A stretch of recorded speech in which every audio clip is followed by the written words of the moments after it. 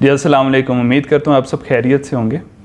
ایک عالم اپنے روز کے معمول کے مطابق صبح کی سیر کے لیے ایک نہر کے کنارے پر جا رہا ہوتا ہے، اور چونکہ اس نہر کے ساتھ ہی ایک جنگل بھی ہوتا ہے، تو اس لیے وہ اس کا روز کا معمول ہے کہ وہ اس نہر کے کنارے پر واک کرتا ہے، رننگ کرتا ہے، جاگنگ کرتا ہے، جو بھی کرتا ہے۔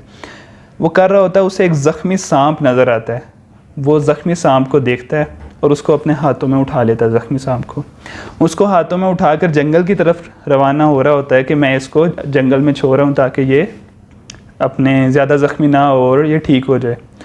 جنگل کے کنارے پر بیٹھا ہوا فقیر اس سے پوچھتا ہے کہ عالم کہاں جا رہے ہو؟ وہ کہتا ہے کہ میں یہ زخمی سانپ ہے، اس کو جنگل میں ایک ندی ہے وہاں پر چھوڑنے جا رہا ہوں تاکہ یہ زیادہ زخمی نہ ہو یا کوئی جانور آ کے اسے کھا نہ لے۔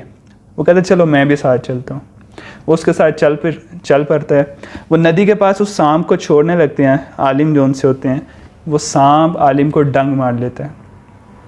عالم پریشان ہو جاتا ہے۔ عالم کہتا ہے کہ اس کا میں نے بھلا کیا ہے، اس کے ساتھ میں نے نیکی کی اور اس نے مجھے ڈنگ مار دیا۔ فقیر کہتا ہے پریشان مت ہو، یہ اس کا شکریہ انداز کرنے کا طریقہ ہے۔ اسی طرح ہماری لائف میں بہت سارے ایسے لوگ آتے ہیں جن کے ساتھ ہم اچھائی کرتے ہیں اور وہ ریٹرن میں ہمیں نقصان پہنچا دیتے ہیں۔